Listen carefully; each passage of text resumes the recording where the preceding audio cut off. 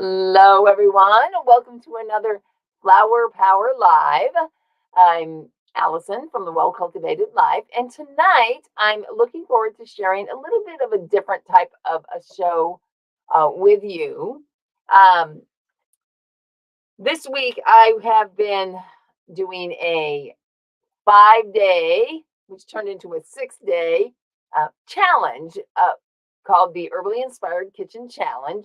And it was really, really awesome. So many great people came in and shared and really made it a really positive experience for everyone in the group. So the challenge videos are all on YouTube. If you're watching on YouTube, you can check out on the channel and watch some of those and catch up if you want. So, needless to say, I was kind of busy and I didn't really have time to do a whole flower power show and prepare that. So, what I thought I would do is that just instead do some of the takeaways from the challenge this week, which is really about creating a more like integrated herbal kind of lifestyle so that you have beneficial plants always available to support you. And so, like I said, usually I'm sharing just one specific plant with the traditional knowledge and how to grow it and what you use it for and that sort of a thing. And it's really to hopefully get you out into your yard and start doing some more things and getting more plants in your life. And so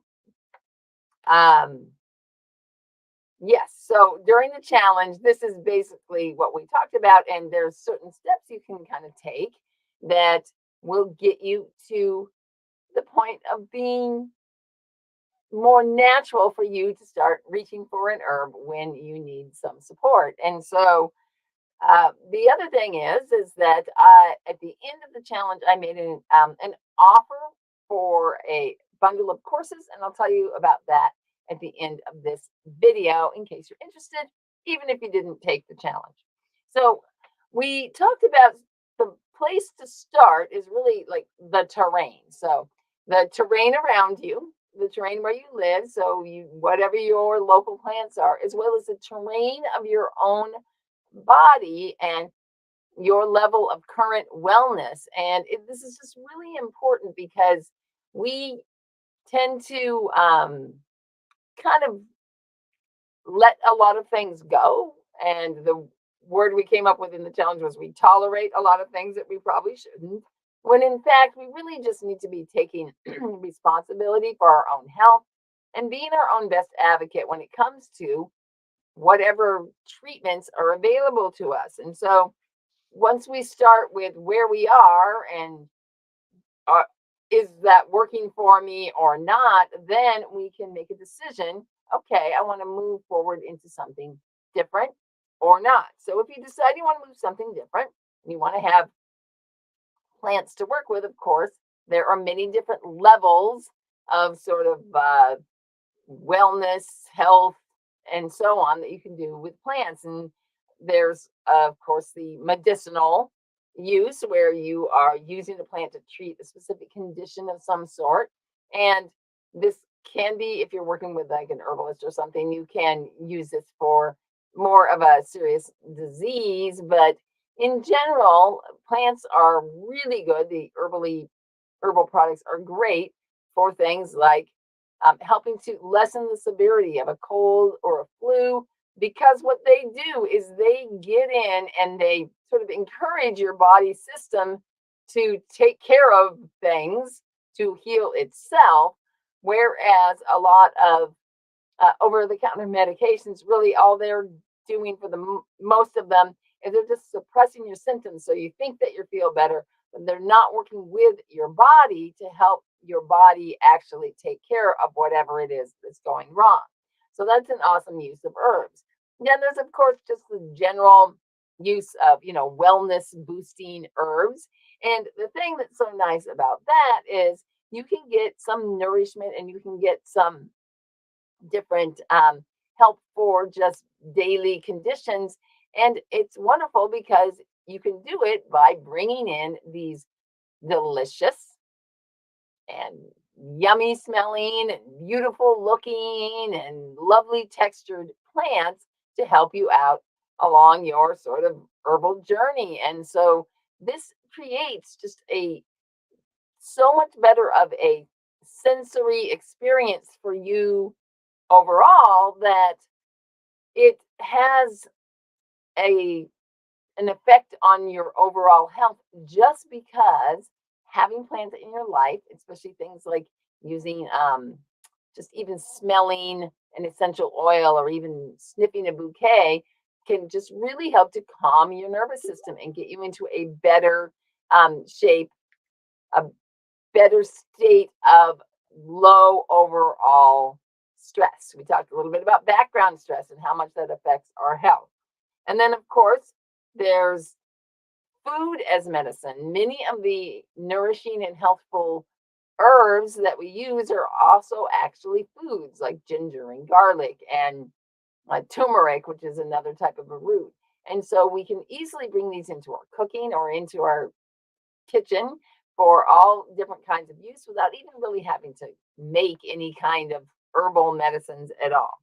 But one of the fun things that I wanted to share with you is this idea of wild harvesting in the different seasons.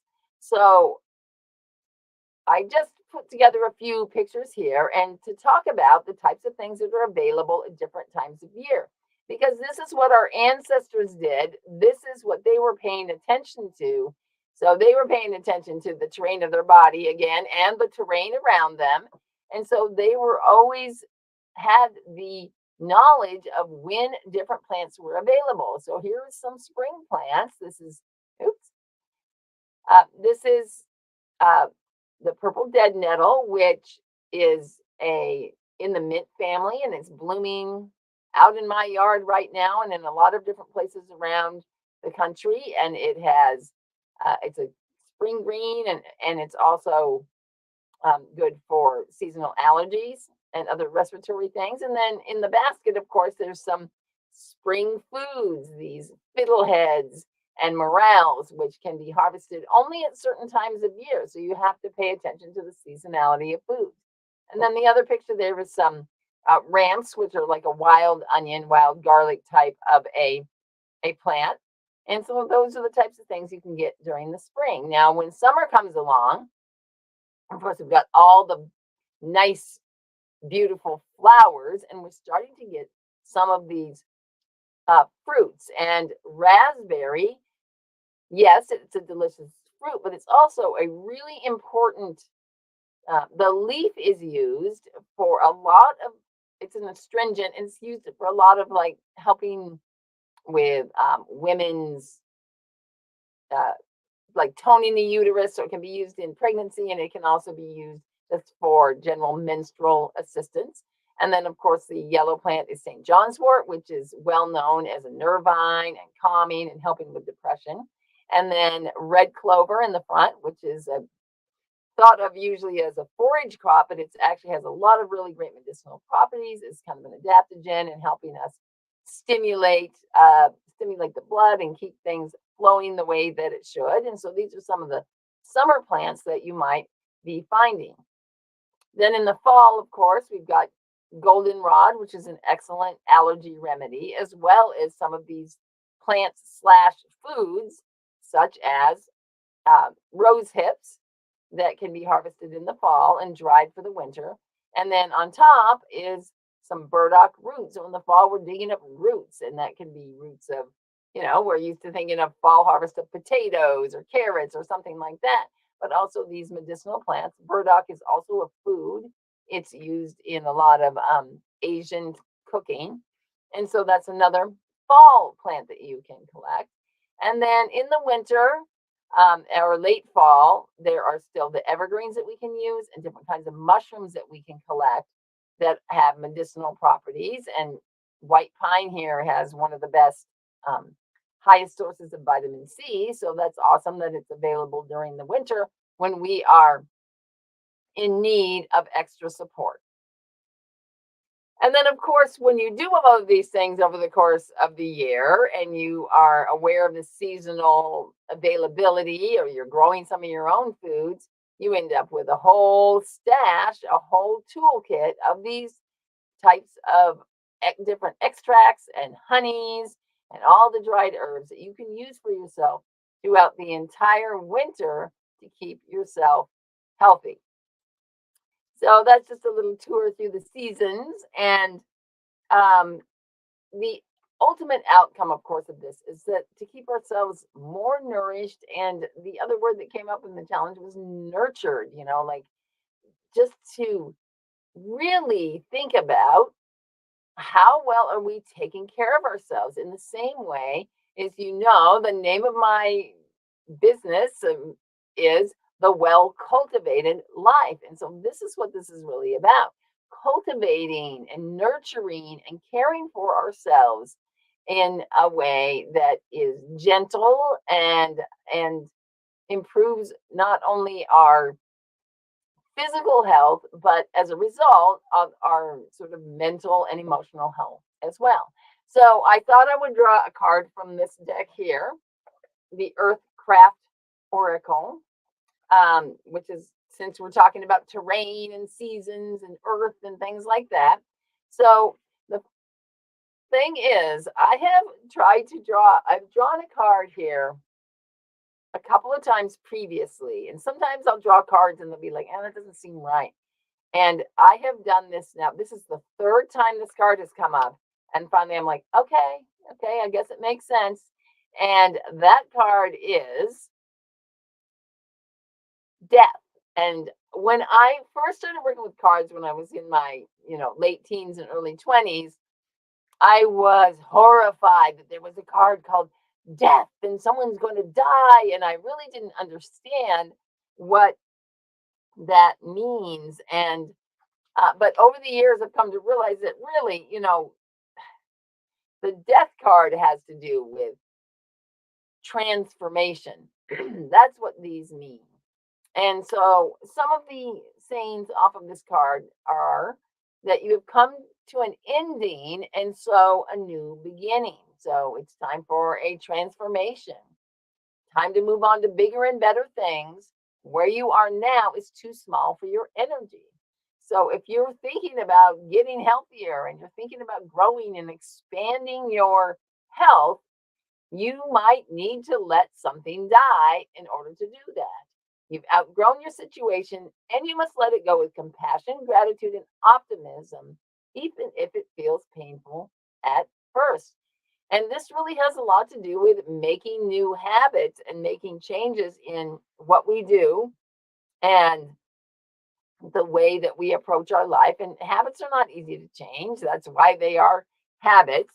And, but I thought this was just a great way to try to look at how do we sort of shift to be able to bring more healthful habits into our basically our lifestyle, and just so that it becomes um, part of what we do every day. It just becomes a natural part. So this week, one of the things you can do is think about, is there something health wise that you should have let go of, whether it be a habit like a sugar habit or something like that, or not even anything that big, or that is maybe preventing you from really stepping into that next level of wellness that you want to achieve, because we all want to feel better. We all want to feel good. We all want to be healthy. There is nobody that says, yeah, I'm just fine feeling like junk all the time. So it is a goal that we all have. And so sometimes we are not even aware of what is stopping us from moving forward. So this is where tapping into your body wisdom can really help, starting to really think, well, what's going on at different times? Like why? I heard a story one time about a woman who got really sick with migraines every time she had to go over to her mother-in-law's house. I thought that was so funny. But so are there things like that that maybe you need to let go of, these sort of assumptions around your health and maybe even around your whole life, that are preventing you from maybe taking a step towards a more herbally inspired life that you want to take. So that's our message tonight. Got to let something die for something new to arise out of that. And it's true for everything. Every season dies, so the new season come in.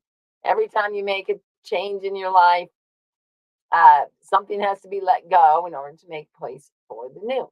So that is our message. I hope that was helpful for you.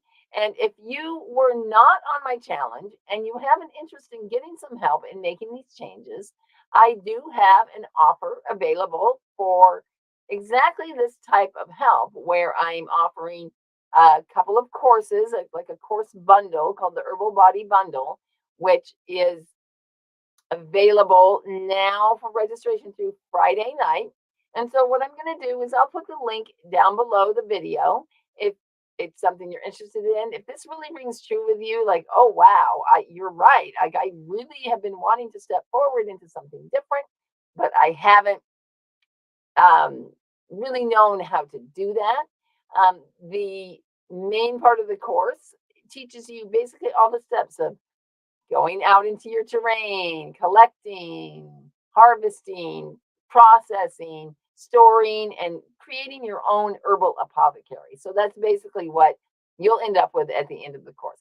So I'll stick it down in the link below. It was part of my Herbally Inspired Kitchen Challenge. So actually, you know what? I might have the link right here. Yeah. So it's at herbalkitchenchallenge.com/bundle. If it doesn't work, go /bundle. And that is where you can check out all the details about everything that's offered in the course and sign up there. So thanks so much for watching, everybody. And I will see you next week for another Flower Power Live. I will be back on Monday next week. And so I will see you then. Thanks so much. Bye-bye.